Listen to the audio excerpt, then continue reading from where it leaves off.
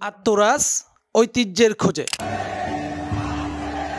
মোহাম্মদ ওমর স্বৈরাচার মুক্ত নতুন বাংলাদেশের বিপ্লবী ক্যালিগ্রাফার, দেয়ালে দেয়ালে যার বিপ্লবী চেতনার দৃষ্টিনন্দন ছাপ, স্বাধীনতার সূর্যোদয়, স্বাধীন মানচিত্র।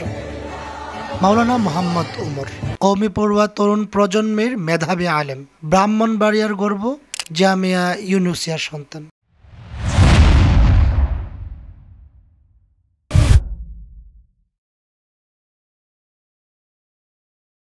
আসসালামু আলাইকুম। ব্রাহ্মণবাড়িয়ার যে গ্রাফিতি দেয়াল জুড়ে রয়েছে স্বাধীনতার সূর্যোদয়, এই গ্রাফিতির একজন আর্ট শিল্পী মাওলানা ওমর ফারুক, যিনি ব্রাহ্মণবাড়িয়ার ঐতিহ্যবাহী প্রতিষ্ঠান জামিয়া ইসলামিয়া ইউনুসিয়ার ছাত্র।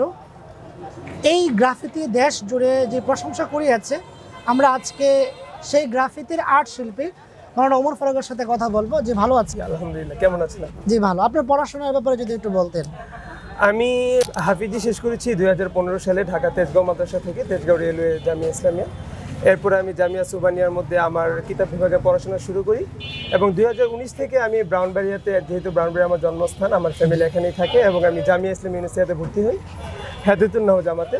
বর্তমানে আমি দাওরা হাদিসে অধ্যয়নরত আছি। আমরা জানি সাধারণত যারা মাদ্রাসায় পড়ে তারা চার দেওয়ালে আবদ্ধ থাকে, মাদ্রাসায় নিবিড় তত্ত্বাবধানে পড়াশোনার পাশাপাশি বাইরে কোনো কিছু করার সুযোগ থাকে না। সেক্ষেত্রে এমন একটা চমৎকার আর্ট শিল্পে আপনি কিভাবে আসলেন?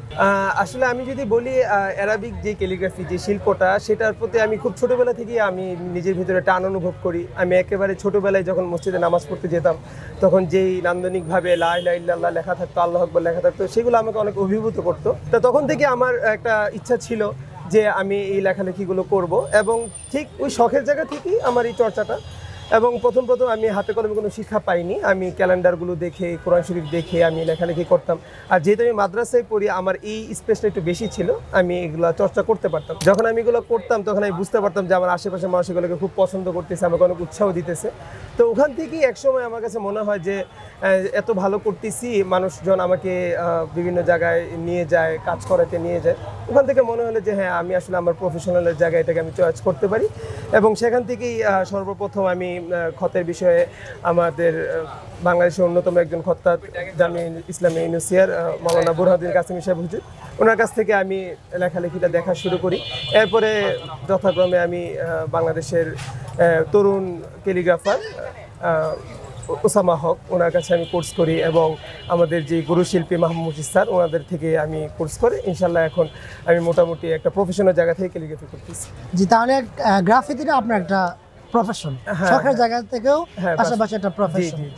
আপনাদের এই গ্রাফিতিগুলো যে সোশ্যাল মিডিয়ায় নেটিজেনদের দৃষ্টি আকর্ষণ করেছে, এক্ষেত্রে আপনার অনুভূতিকে এবং এটা কিভাবে দেখছেন? আসলে মানুষের দোয়া পাওয়ার যে অনুভূতি, এটা আসলে ভিন্ন রকম, এটা আসলে বলে বোঝানো যাবে না। ওই জায়গা থেকে আমি আসলে বলতে চাই যে কাজটা যখন আমি করেছি, তখন আমরা চেয়েছি যে এই কাজের মাধ্যমে একটা মেসেজ দিতে। আর যখন মানুষ উচ্ছ্বাসিত হয়ে আমাদের মেসেজটা পাওয়ার পর উচ্ছ্বাসিত হয়েছে, প্রশংসা করেছে, দোয়া করেছে, তখন আসলে নিজের কাজের সফলতা এবং মানুষের কাছে পৌঁছাতে পারা, সর্বোপরি মানুষের দোয়া পাওয়া, এটা আসলে খুব আনন্দদায়ক অনুভূতি।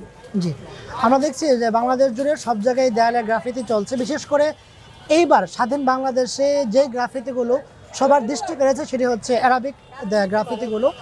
তো কওমি তরুণ যারা বা জেনারেলের তরুণ যারা এই ধরনের গ্রাফিতি, অ্যারাবিক গ্রাফিতি শিখতে চায়, তাদের ক্ষেত্রে আপনার দিক নির্দেশনা বা পরামর্শ? আমার দিক নির্দেশনা হচ্ছে, আমরা দেখি যে গ্রাফিতি যে শিল্পটা, সেটা আসলে বহির্বিশ্বে একটি আন্তর্জাতিক মানের শিল্প। এবং আমার কথা থাকবে যে আমাদের যে তরুণরা, তারা যে আসলে কতটুকু ডেডিকেটেড এবং কতটুকু ট্যালেন্টেড, এটা অলরেডি বাংলাদেশের মানুষ জানতে পেরে গেছে। তো আমি চাই যে বাংলাদেশের তরুণরা যেন আন্তর্জাতিক পর্যায়ে এই গ্রাফিতিটাকে সেখানে যেন তারা পদচারণা করতে পারে, প্রতিনিধিত্ব করতে পারে, সেরকম একটা জায়গায় নিয়ে যাওয়ার জন্য সবাইকে স্বপ্ন দেখা। এবং তার জন্য আসলে প্র্যাকটিসের কোনো বিকল্প নাই, সবাই প্র্যাকটিস করুক। এবং তাদের এখন যেহেতু সোশ্যাল মিডিয়ার যুগ, ইন্টারনেটের যুগ, চাইলে আমরা আমাদের বিদেশি খত্তাদের থেকেও আমরা দেখতে পারি। আমার এখানে এই সব কথা বলার একটাই উদ্দেশ্য যে কাজের কোয়ালিটি যদি আপনি ভালো করেন, তাহলে অবশ্যই আপনি মানুষের কাছে পৌঁছাতে পারবেন। এবং আমি চাই যে কোয়ালিটির মাধ্যমেই মানুষের কাছে পৌঁছানো এবং সঠিক শিল্পটাকে সুন্দরভাবে মানুষের কাছে দেওয়া, এবং এটার জন্যই চেষ্টা করা সর্বোচ্চ। জি, ধন্যবাদ।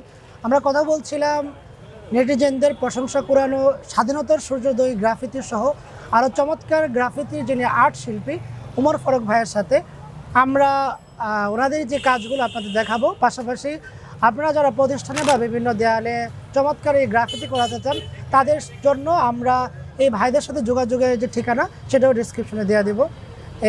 এই কথা বলে আমি শেষ করছি।